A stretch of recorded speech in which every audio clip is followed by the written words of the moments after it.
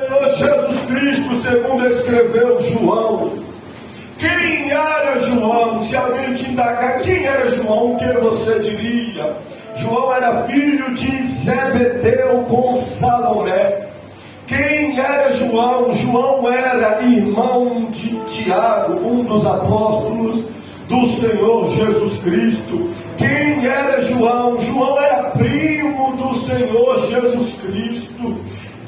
O que fazia João antes de ser apóstolo? João era pescador. Quem era João? João, antes de ser discípulo de Jesus, João era discípulo de João Batista. Quem era João? João era um dos mais próximos, ou o discípulo, o apóstolo mais próximo do Senhor Jesus. João era, aquele que colocava a cabeça no peito de Jesus. E esse João, ele escreveu 5 livros, irmãos. Primeira carta de João, segunda carta de João e terceira carta de João. Esse João também escreveu o livro da Revelação, ou o livro de Apocalipse. E João também escreveu um dentre os 4 evangelhos que levam o seu nome. Esse evangelho que contém 21 capítulos e 879 versículos. E João, no evangelho, irmãos, que ele escreve, ele procura enfatizar algo que os outros autores, como Mateus, como Marcos e como Lucas, não enfatizam. Mateus enfatiza Jesus como rei dos judeus. Marcos enfatiza Jesus como servo. Lucas enfatiza Jesus como homem. E João enfatiza Jesus como Deus. O Evangelho de João revela, João tem o intuito, o propósito de mostrar que Jesus é Deus.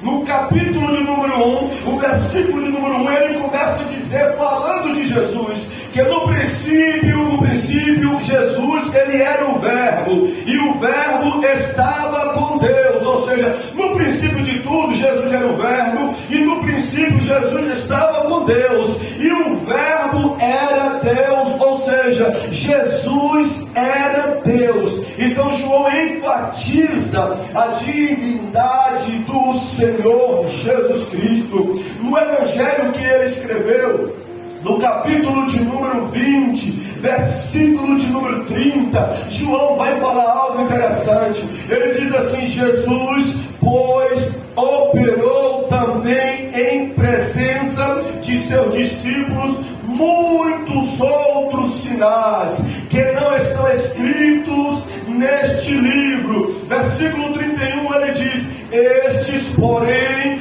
foram escritos para que creiais que Jesus é o Cristo de Deus, e para que crendo tenhais vida em seu nome. Nesses 2 versículos, João procura demonstrar para os seus leitores os propósitos deste livro. E aí ele vai falar que um dos propósitos deste livro é demonstrar os sinais, a fé. Jesus Cristo é o Messias, a divindade de Cristo e a salvação. E neste evangelho ele vai relatar, ele vai falar, ele vai contar sobre pelo menos 7 milagres do Senhor Jesus. E nesses milagres está a ressurreição de Lázaro no capítulo de número 11, a cura do cego no capítulo de número 9, o andar sobre as águas, capítulo de número 6, a cura do homem impotente, capítulo de número 5, a cura do filho do nobre, capítulo de número 4, a transformação da água em vinho, capítulo de número 2. E qual desses milagres, pastor, foi o primeiro a ser realizado? Entre todos esses, qual foi o milagre? O primeiro que o Senhor Jesus fez é o que nós vamos ver, é o que nós vamos iniciar nesta noite, em total dependência do Espírito de Deus. O versículo de número 1, no qual nós lemos no capítulo de número 2, vai dizer que ao terceiro dia fizeram-se umas bodas em Caná da Galileia e estava ali a mãe de Jesus. Esse versículo de número 1, irmãos, vai falar do dia, vai falar da festa, que é as bodas. Bodas aqui significa uma festa de casamento. Esse versículo de número 1 vai falar da localização, Caná da Galileia. E esse versículo de número 1 vai falar de uma entre tantas testemunha ocular, testemunha presente naquele dia. E qual é essa testemunha, João? Ele diz: a mãe de Jesus estava presente naquele lugar. Eu quero dizer nesta noite que o desejo do meu coração é que hoje, neste dia de hoje, neste local em Tapetinga, no ministério da Peniel, neste momento de culto, eu seja testemunha do milagre que Deus fará na sua vida. O desejo do meu coração é esse, é que após dias eu possa me lembrar, eu possa contar para pessoas e dizer: eu presenciei, foi um dia de domingo, foi num culto, eu vi Deus fazer, Jesus operar o milagre na vida da minha irmã, o milagre na vida do meu irmão. Eu presenciei esse milagre como Maria presenciou aquele dia. Aleluia. Versículo de número 2 diz assim: foram convidados Jesus e os seus discípulos para as bodas do casamento. Esse versículo vai falar, irmãos, do personagem principal daquela festa. Não foi Maria o personagem principal, nem tampouco o noivo, e nem tampouco a noiva com seu ornamento. Não, quem foi então, pastor, o personagem principal daquele dia, daquela festa? Foi João, foi Pedro, também nenhum dos apóstolos. O personagem central daquele dia, daquela festa, foi o Senhor Jesus Cristo. Ele estava presente. Convidaram ele para aquele evento, convidaram ele para aquela festa, e ele se fez presente. Eu quero declarar nesta noite que Jesus é a pessoa mais importante que podemos convidar, irmãos, quando realizarmos qualquer evento. Jesus é a pessoa mais importante para convidarmos para o nosso casamento, para as nossas festas, para a nossa empresa, para a igreja em que congregamos, para o meio da nossa família. Jesus é a pessoa mais importante e você não pode deixar de convidá-lo. Quando você for realizar qualquer cerimônia, colocar os convidados lá: eu vou convidar Kleber, eu vou convidar Solange, eu vou convidar Nara, eu vou convidar Osmano, mas você lembre-se, eu vou convidar Jesus também para a minha festa, eu vou convidar Jesus também para o meu evento. Ele não pode ficar de fora. E eu fiquei a pensar, irmãos, eles convidaram Jesus, e Jesus foi. Jesus, como falamos, a pessoa mais rica. Jesus, que é rico, ele diz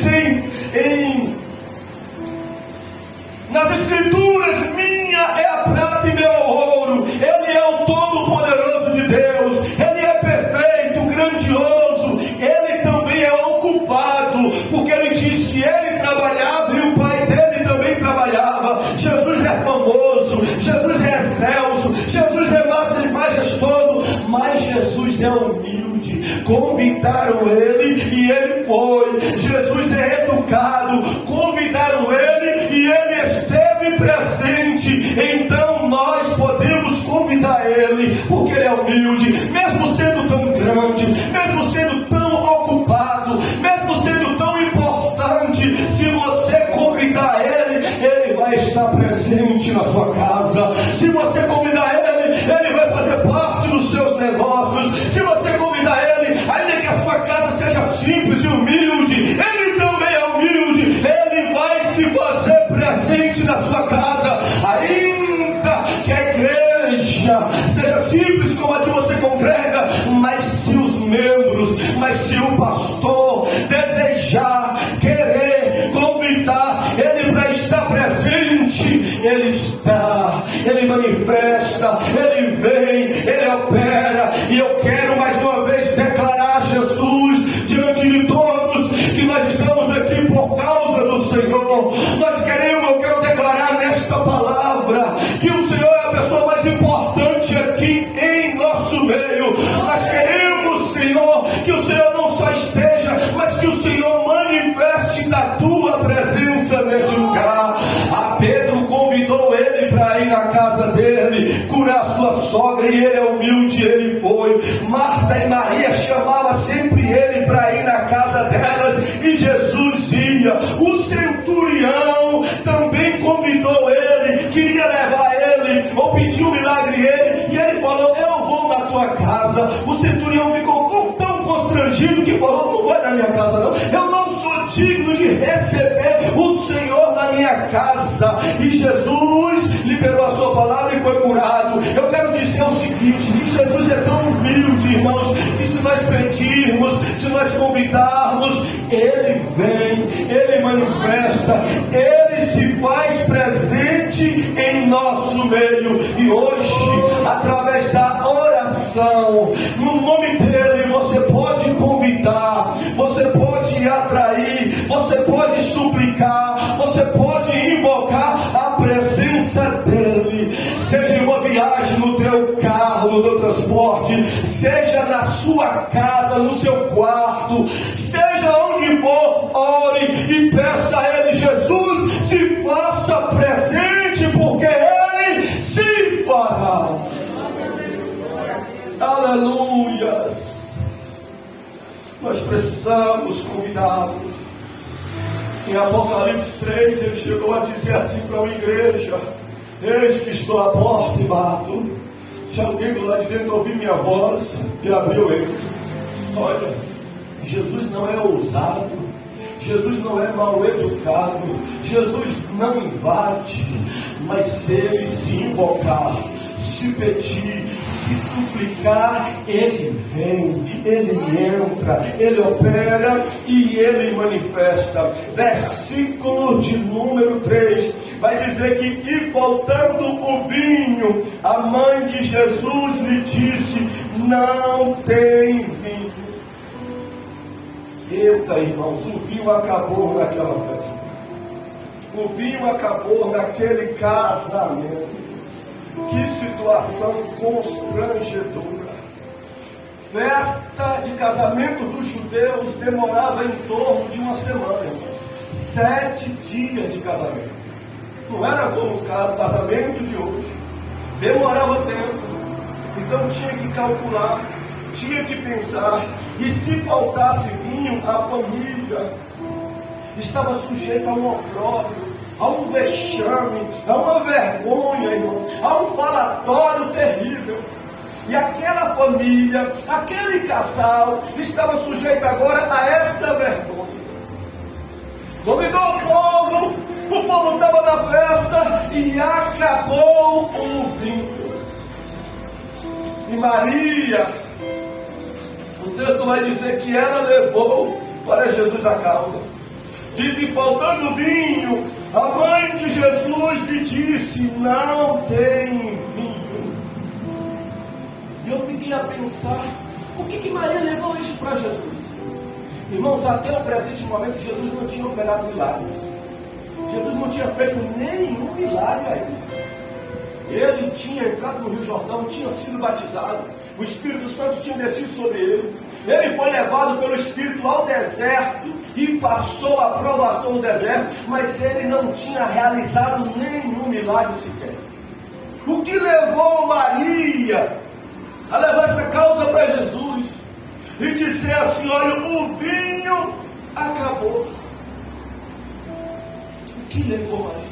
Será que ela já estava sentindo? Será que ela estava com expectativa de que Jesus pudesse iniciar e operar um milagre ali naquela noite?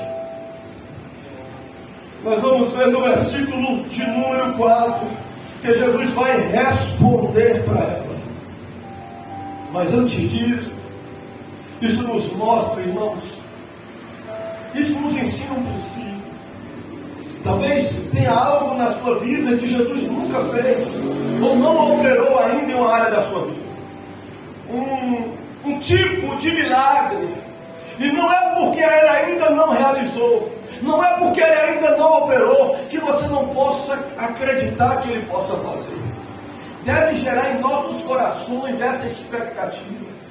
Eu já vi Jesus fazer esse tipo de milagre financeiro na vida do irmão, mas nunca na minha.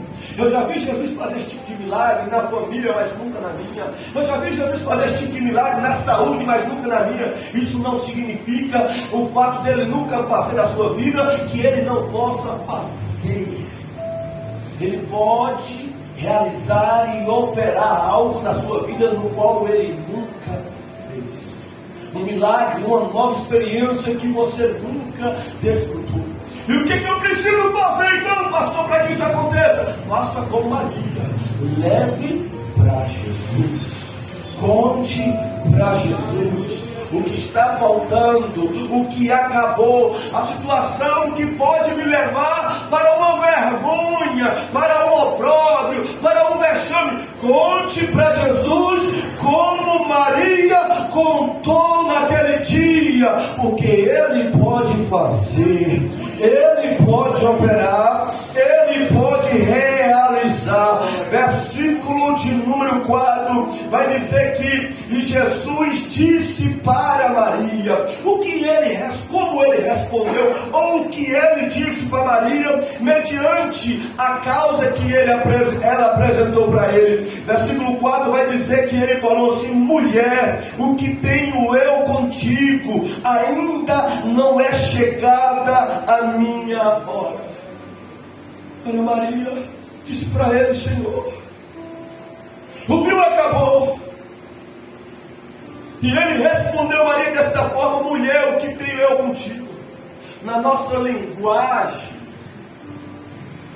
na nossa cultura, parece que Jesus foi indelicado, mas não foi indelicado. Essa expressão, quando ele diz mulher, é como que na cultura dele, ele chamasse ela de senhora. Senhora. Ele não foi indelicado com ela. E ele diz: ainda não é chegada a minha hora. Ele não foi indelicado.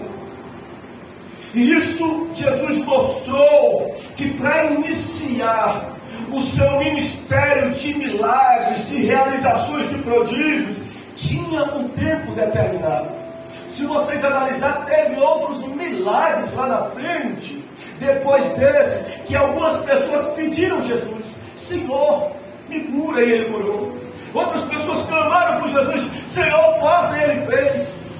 E porque aqui iria iniciar, irmãos, uma série, um começo de milagres no ministério do Senhor Jesus. E isso tinha uma hora determinada, isso tinha um momento determinado pelo Pai.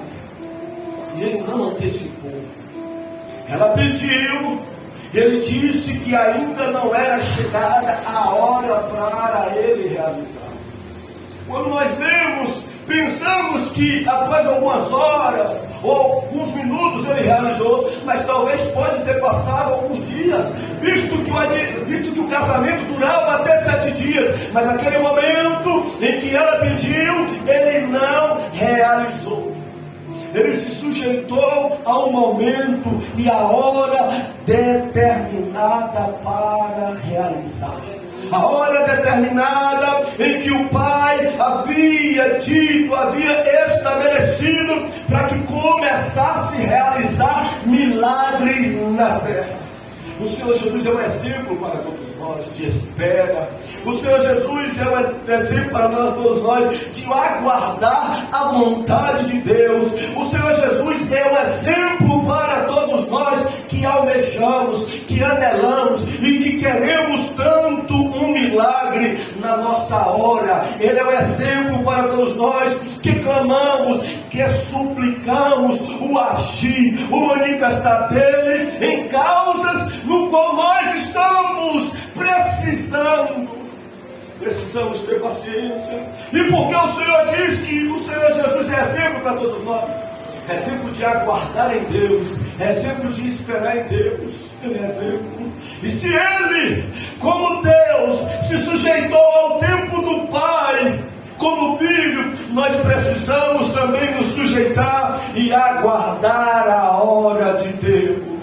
Talvez não tenha acontecido até agora. Eu digo para você, foi bom você aguardar, porque a qualquer momento, pode ser hoje que isso pode acontecer. Jesus, ele aguardava, ele andava no cronograma do Pai. Nós vamos ver que Jesus esperou, irmãos, 4.000 anos para vir a essa terra e nascer como homem. O Senhor Jesus é um exemplo. Ele esperou 9 meses para nascer. Ele aguardou 8 dias para ser circuncidado. O Senhor Jesus é um exemplo para todos nós. Ele esperou mais de 1 mês como criança para ser apresentado no templo. Ele aguardou e esperou 30 anos para iniciar o seu ministério. Ele suportou 40 dias de prova, de tentação no deserto. Ele se sujeitou 3 dias para ser ressuscitado. Ele hoje está esperando, aguardando também o Pai dizer para ele: vai buscar a sua noiva, vai buscar a sua, a minha igreja, meu filho, porque a hora chegou, o momento é agora. E quando o Pai dizer isso, a Bíblia diz que a trombeta soará, os mortos ressuscitarão primeiro, e nós, os que estivermos vivos, seremos arrebatados e encontraremos com Ele nos ares. Então aprendemos que o Senhor Jesus disse: ainda não é chegada a minha hora. Para Maria tem uma hora, tem um momento de Deus fazer, de Deus agir, e você precisa aguardar, e você precisa esperar na hora e no momento de Deus. Sabe por quê? Porque ninguém pressiona Deus. Sabe por quê? Porque ninguém aperta Deus. Sabe por quê? Porque ninguém oprime Deus e nem prensa Ele, porque Ele é soberano. Ele faz o que Ele apraz, na hora dele, no momento dele, quando Ele quer fazer. Pode ter oração contrária, pode ter oposição maligna, mas quando chega a hora, quando chega o momento, Ele faz, Ele opera. Oh, levante as suas mãos para os céus, em nome de Cristo Jesus. Aleluia. Pode ser hoje, Ele pode ter colocado na agenda dele hoje, Ele pode ter escrito lá essa data, esse dia, esse momento, para realizar, para operar um milagre, algo que nunca aconteceu na sua vida. Ele pode fazer isso hoje. Ele é Deus. O tempo dele não é o Cronos, que é o tempo do homem. O tempo dele é o Kairos. Ele opera, ele faz, e como foi dito pelo presbítero Alex, há um tempo para todas as coisas debaixo do céu. E neste dia, nesta noite, pode ser o dia do teu milagre. Aleluias, aleluias. E a mãe de Jesus fez o que, pastor, com essa palavra dele? E Maria fez o que?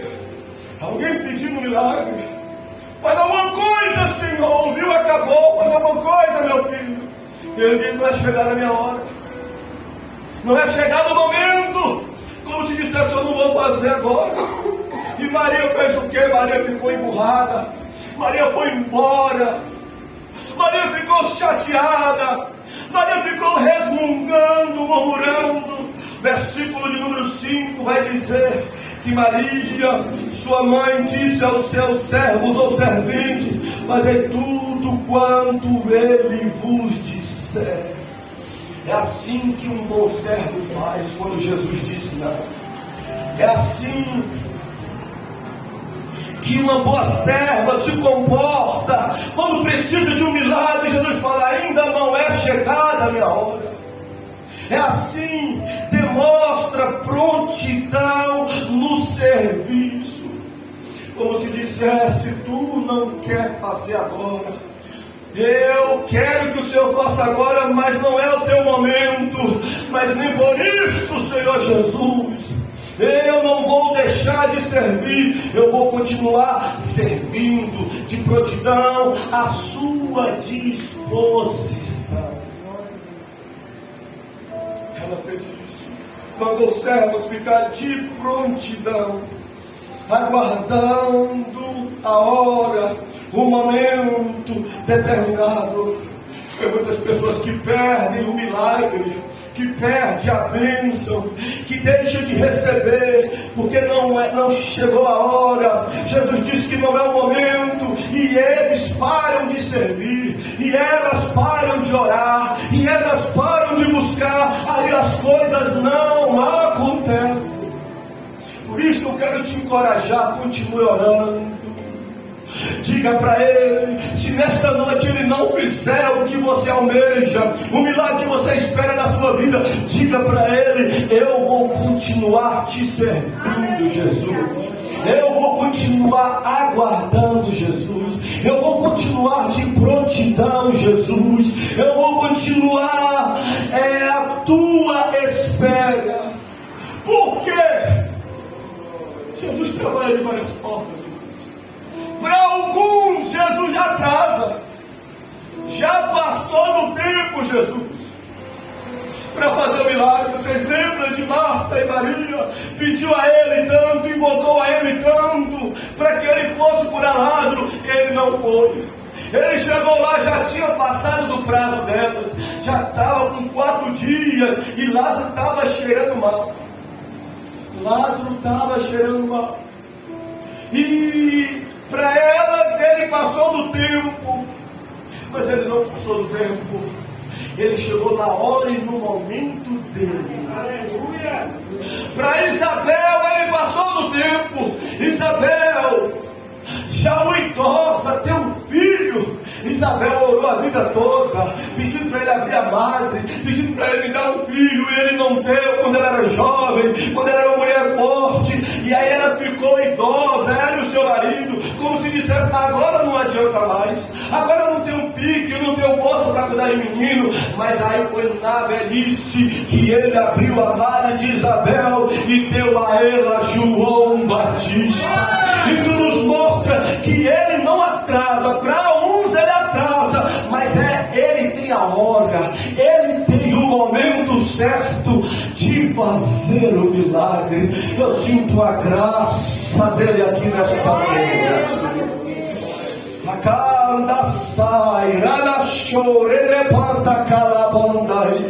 Ei, pode ser, aleluia, que alguém como Isabel esteja me ouvindo aqui nesta noite. Alguém como Marta e Maria, que pediu tanto e ele não operou, e já passou do prazo. Você nem ora mais porque não tem mais esperança, mas passou do prazo para você. Ele está falando: na minha hora, no meu tempo, eu vou fazer o milagre. Para outros ele chega adiantado, irmãos. Para outros Jesus faz milagres adiantados. Como assim, pastor? Maria engravidou ainda quando estava noiva, irmã Catarina. Um milagre extraordinário. Ela não tinha nem casado ainda, não estava nem morando com José ainda, e Maria engravidou.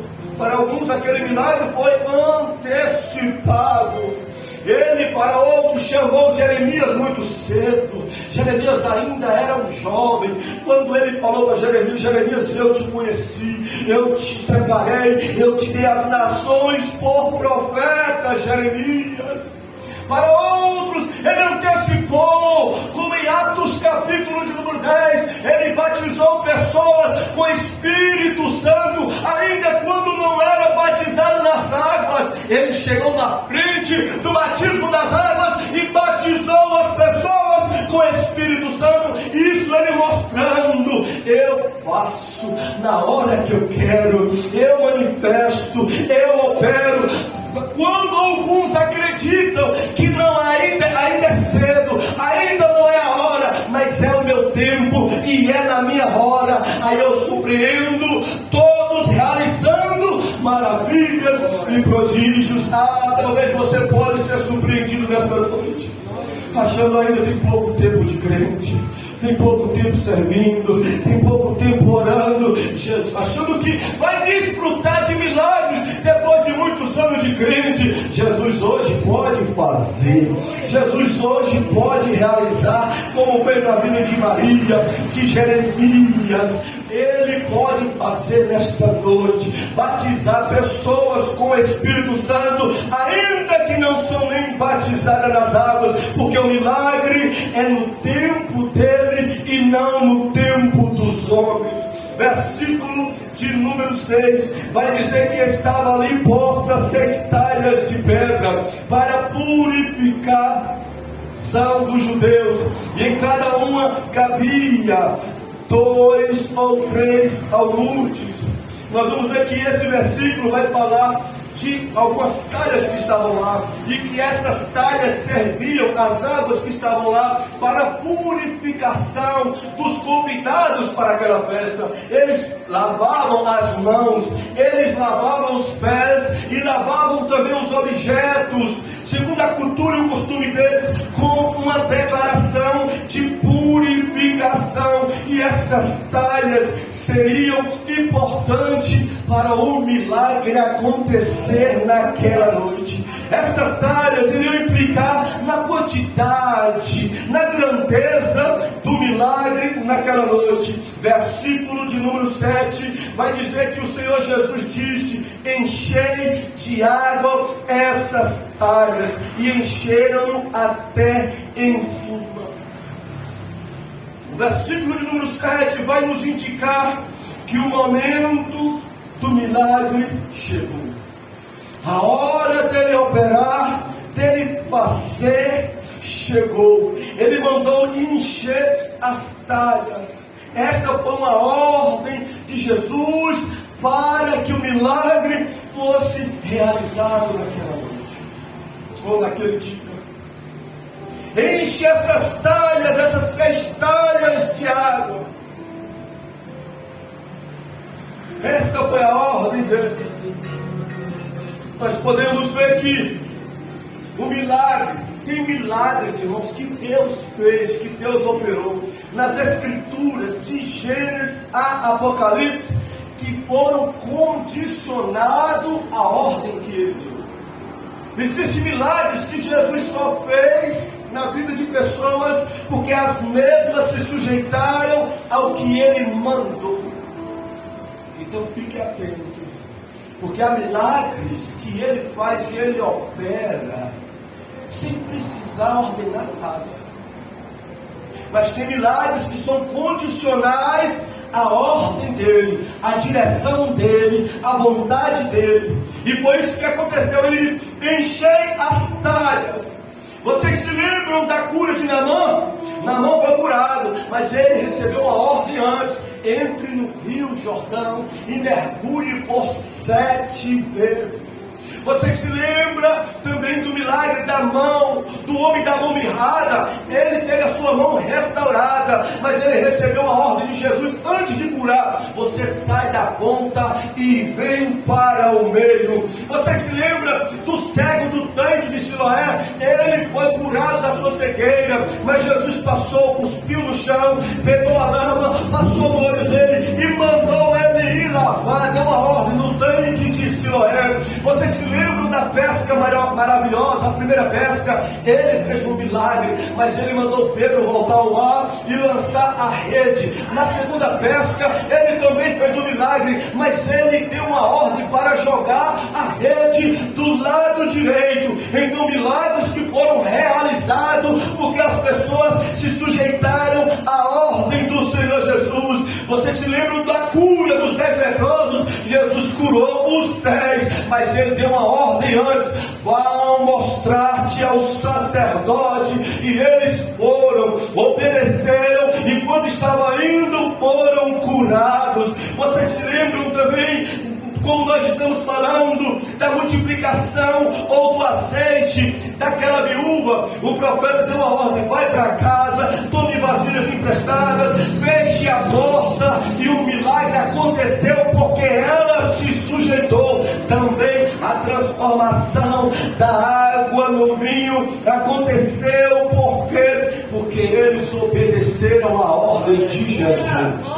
Jesus falou: enche as talhas de água. Mas é muita água, Jesus, mas é muito trabalho, mas é difícil se sujeitar. Eles não fizeram isso. Jesus mandou e eles obedeceram. Jesus ordenou e eles fizeram. Então isso nos ensina que há milagres da parte de Deus para a sua vida, para as nossas vidas, que está condicionado à nossa obediência.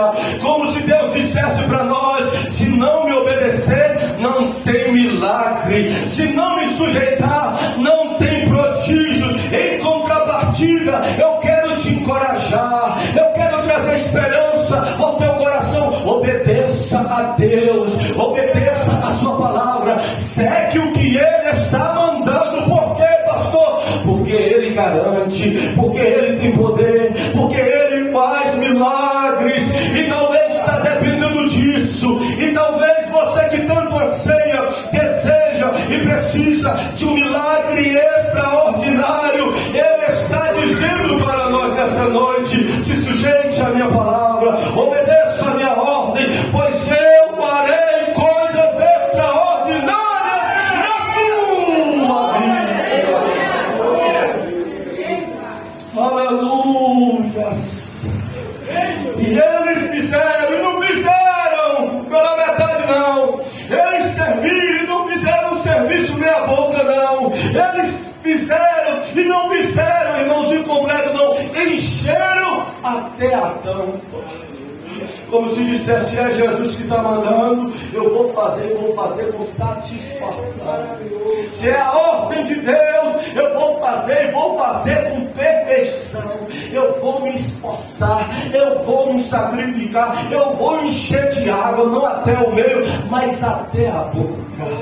Isso nos ensina que quanto mais nos esforçamos para obedecer, maior é o milagre que Ele tem para fazer nas nossas vidas. Se esforce, se dedique para se sujeitar à palavra, para agradar a Ele, porque Ele também não vai poupar para te abençoar. Ele também não vai regrar para fazer na sua vida. Faça para Ele com amor, com dedicação, porque Ele também fará o melhor para você. Versículo de número 8. E disse: tirai a água e leve ao mestre Sala. O milagre foi feito, o milagre foi realizado, mas aquele milagre Ele fez, Ele não foi para ficar ali dentro. Ele disse: olha, tire e compartilha com o mestre Sala, porque o milagre que Ele está dizendo, o milagre que eu vou fazer, não é para ficar guardado, não é para ficar escondido, é para ser compartilhado. Imagina se esse milagre não fosse contado, nós não estaríamos sendo edificados aqui nesta noite. Milagre Ele transformou, Ele disse: leve para o mestre Sala, para ele ver. Isso nos indica, isso nos ensina que Ele opera, que Ele faz, e nós precisamos compartilhar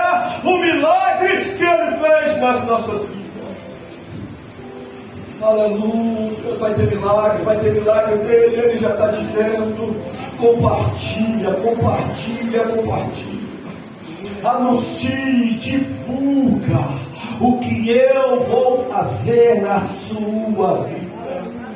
E logo o texto diz que quando o mestre Sala provou o versículo de número 9, olha que interessante, logo que o mestre Sala provou a água feita em vinho ou transformada em vinho. O mestre Sala era o responsável pela festa, aquele que degustava das coisas, Dona Lígia, e compartilhava. E quando aquele homem provou daquele milagre, da água, que Deus diz, feita ou transformada em vinho, ele ficou maravilhado. Isso mostra, esse versículo 9 vai mostrar da área, da especificação do milagre que Jesus fez naquele dia. E que milagre foi esse? Foi um milagre de transformação. Ele transformou, irmãos, o H2O, a água, em vinho. Que coisa extraordinária! Só Deus pode fazer isso. Ele é especialista em transformação, em fazer isso. Por que, pastor, ele é especialista? Não foi a primeira vez que Deus fez esse milagre extraordinário? Não, foi a primeira vez. Nós vamos ver na Bíblia que esse Deus é especialista em transformação. Ele transformou já água salgada em água doce. Esse Deus é especialista em transformação. Ele já transformou um cajado em uma serpente. Esse Deus é especialista em transformação. Ele já transformou água, um rio, em sangue. Esse Deus é especialista em transformação. Ele já transformou deserto em manancial. Esse Deus é especialista em transformação, não só de coisas, mas também de pessoas. Ele já transformou valente em manso, covarde em corajoso, pecadora em missionária, estéril em mãe de filhos, pobre em rico e rico em pobre, perseguidor em perseguido, ateu em crente, ímpio em devoto, zombador em adorador, perdido em salvador, condenado em absolvido. Esse é Deus. Ele é especialista em fazer milagres de transformação. Ele tanto transforma coisas, como transforma pessoas, como transforma também sentimentos e situações.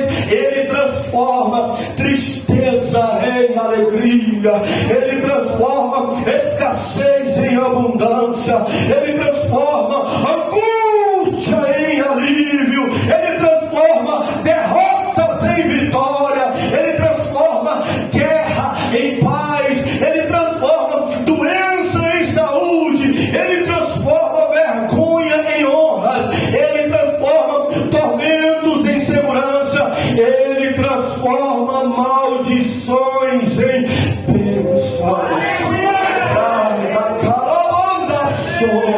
O Deus que faz milagres de transformação está aqui nesta noite, e Ele tem poder para transformar, seja o sentimento, seja pessoas, ou seja circunstâncias nesta noite. Quem acredita nisso, quem acredita nesta palavra, que Ele pode mudar, que Ele pode transformar, que Ele pode agir, diga para Ele nesta noite.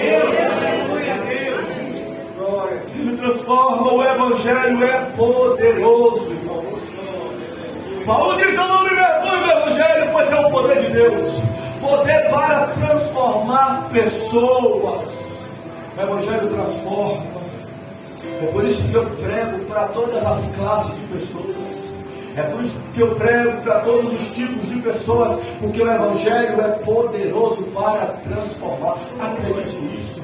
Talvez você tenha alguém que é tão distante de Deus, que é tão resistente a Deus, que tanto ignora a Deus, que é tanto difícil para a sociedade recuperar. Mas acredite que pelo Evangelho ele pode ser transformado. Deus pode transformar.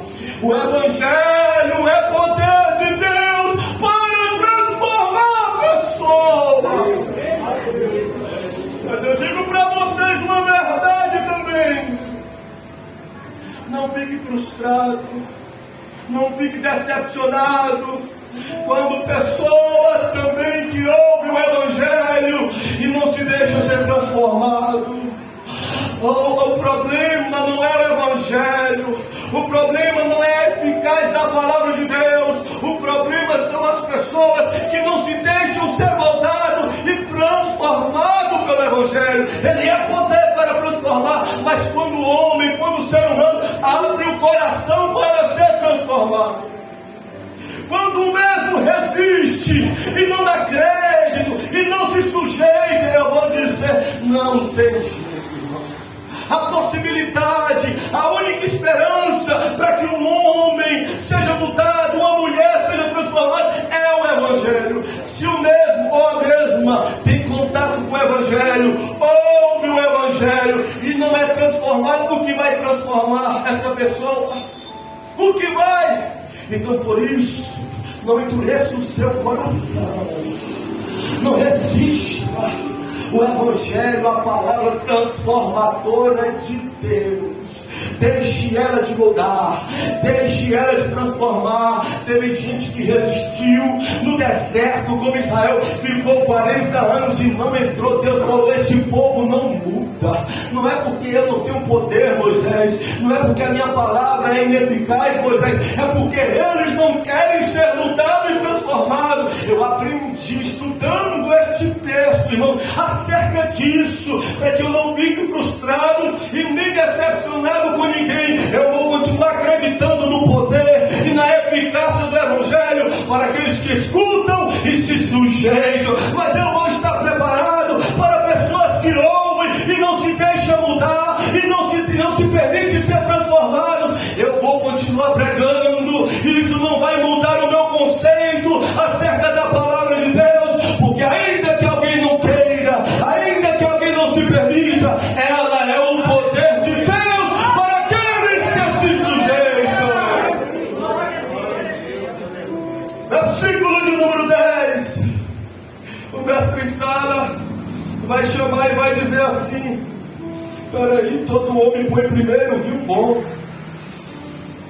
e depois que já bebeu bastante, coloca o inferior. Mas aqui está sendo diferente, está errado. Está errado. A forma de trabalhar nossa é diferente. A forma de trabalharmos aqui não é dessa maneira. O mestre está falando, vocês deixaram o melhor vinho para o final e o inferior para o começo. Isso nos mostra, irmãos, que Deus trabalha diferente do homem. A verdade é essa. Ele não age na lógica humana, irmãos. Deus trabalha diferente. Para Deus, felizes são os que choram. Para Deus, os últimos serão os primeiros. Para Deus, os que se humilham é que serão exaltados. Para Deus, os pobres de espíritos é que são ricos. Para Deus, os loucos é que são sábios. Para Deus, os fracos é que são fortes. Para Deus, o melhor é o fim das coisas do que o começo delas. É diferente o trabalhar de Deus. Ele não trabalha como o homem trabalha, na lógica do homem. E o mestre Sala ficou surpreendido com isso. E o versículo de número 11, para finalizar, diz: Jesus principiou assim os seus sinais em Caná da Galileia, manifestou a sua glória e os seus discípulos creram nele. Assim foi o primeiro milagre dele. transformando em um casamento, transformando água em vinho. Assim iniciou o começo de inúmeros, de incontáveis milagres de Jesus. E o texto diz que foi em Caná da Galileia, ele manifestou a sua glória e os seus discípulos creram nele. Creram que ele era o Filho de Deus, creram que ele era o Messias, por ter feito aquele milagre extraordinário. Milagres de Jesus acrescenta a nossa fé.